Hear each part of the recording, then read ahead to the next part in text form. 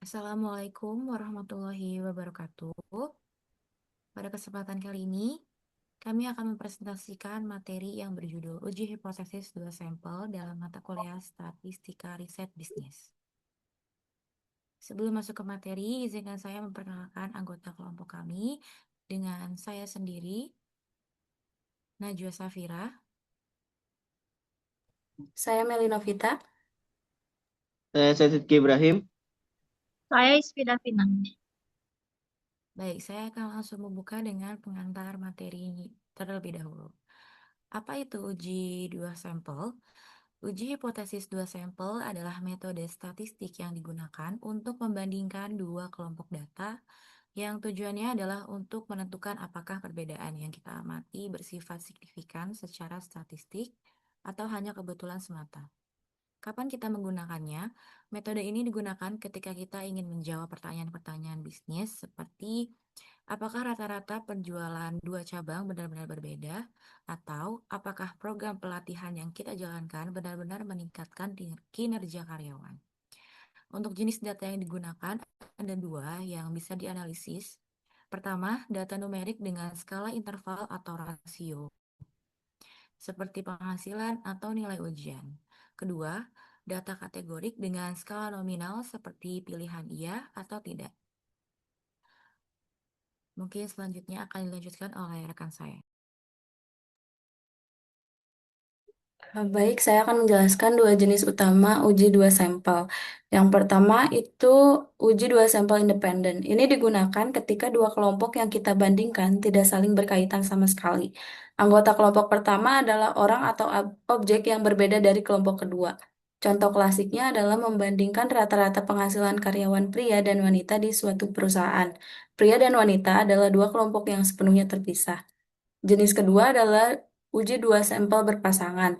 Ini digunakan ketika dua pengukuran dilakukan pada subjek yang sama, biasanya sebelum dan sesudah suatu perlakuan. Contohnya adalah mengukur nilai ujian karyawan sebelum dan sesudah mengikuti program pelatihan.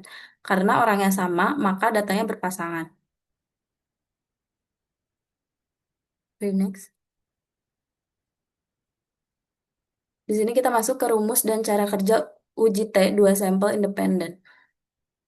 Sebelum menggunakan uji ini, ada dua syarat yang harus dipenuhi. Data harus berdistribusi normal dan varians kedua kelompok harus homogen atau seragam. Jika tidak terpenuhi, kita perlu menggunakan metode alternatif. Untuk perumusan hipotesis nol atau H0 menyatakan bahwa tidak ada perbedaan rata-rata antara dua kelompok. Ditulis dengan mu1 sama dengan mu2. Sedangkan hipotesis alternatif atau H1 menyatakan bahwa ada perbedaan rata-rata. Ditulis dengan mu1 tidak sama dengan mu2. Untuk rumus statistik uji, nilai T dihitung dari selisih rata-rata dua sampel dibagi dengan standar error. Standar error sendiri dihitung dari akar kuadrat dari varian sampel pertama dibagi N1, ditambah varian sampel kedua dibagi N2. Untuk pengambilan keputusan, jika nilai P lebih kecil dari alfa, maka kita tolak H0, artinya ada perbedaan yang signifikan. Sebaliknya, jika P lebih besar atau sama dengan alfa, maka kita gagal menolak H0. Demikian penjelasan saya untuk slide 3 dan 4. Selanjutnya akan dilanjutkan oleh teman saya. Oke, pada slide ini kita akan masuk ke slide uji T berpasangan dan uji proporsi. Pada slide ini terdapat dua jenis pengujian, yaitu uji T berpasangan dan juga uji proporsi dua sampel. Nah, di uji T berpasangan ini digunakan apabila dua pengukuran berasal dari subjek yang sama. Misalnya, nilai sebelum dan sesudah pelatihan. Hipotesis nol menyatakan bahwa tidak ada perbedaan rata-rata selisih, sedangkan hipotesis alternatif menyatakan terdapat dua perbedaan. Kemudian terdapat uji proporsi dua sampel yang digunakan untuk membandingkan dua proporsi dari populasi yang berbeda. Sebagai contoh, perusahaan ingin membandingkan persentase pelanggan yang puas antara dua cabang berbeda. Pada uji proporsi digunakan statistik uji Z karena pengujian proporsi mengasumsikan distribusi normal. Boleh di next? Nah, berikut adalah langkah-langkah uji hipotesis. Pada slide ini dijelaskan tahapan dalam melakukan uji hipotesis. Langkah pertama, jadi langkah pertama di sini adalah merumuskan hipotesis, yaitu menentukan H0 dan H1 sesuai dengan permasalahan penelitian. Langkah kedua adalah menentukan tingkat signifikan atau alfa yang biasa menggunakan nilai 5, persentase, atau 0,05. Nilai ini menunjukkan batas toleransi kesalahan tipe 1. Kita masuk ke langkah ketiga, yang dimana di sini kita menghitung statistik uji menggunakan rumus T atau Z sesuai jenis data yang digunakan. Langkah keempat adalah mencari nilai kritis atau p-value untuk dibandingkan dengan hasil perhitungan statistik uji. Langkah kelima yaitu mengambil keputusan apakah H0 ini ditolak atau gagal ditolak.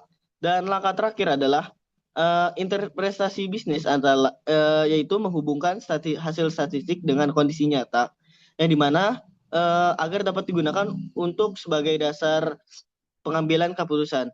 Untuk slide selanjutnya boleh dilanjut oleh rekan saya. Oke, selanjutnya ada contoh kasus. Perusahaan ingin mengetahui apakah rata-rata penjualan dua cabang berbeda secara signifikan pada alfa sama dengan 0,05. Untuk parameternya sendiri ada ukuran sampel N. Untuk cabang A itu ada 30 dan cabang B itu ada 30 juga. Untuk rata-ratanya, untuk cabang A itu ada 100 dan untuk cabang B itu 92. Dan STD deviasi atau S, cabang A-nya ada 15 dan cabang B-nya ada 14. Nah, di sini ada perhitungan ringkasnya ya. Dan selanjutnya ini karena T hitung sama dengan 2,13 lebih besar dari T kritis 2,001, maka H0 ditolak.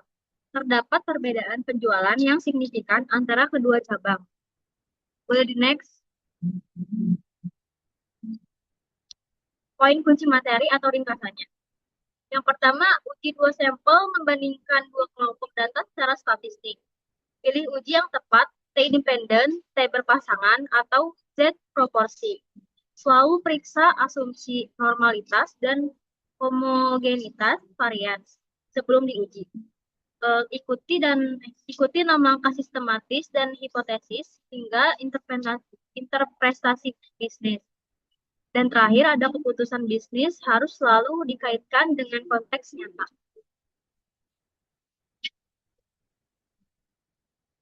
Baik, demikian presentasi dari kelompok kami mengenai uji hipotesis dua sampel. Terima kasih atas perhatiannya. Wassalamualaikum warahmatullahi wabarakatuh.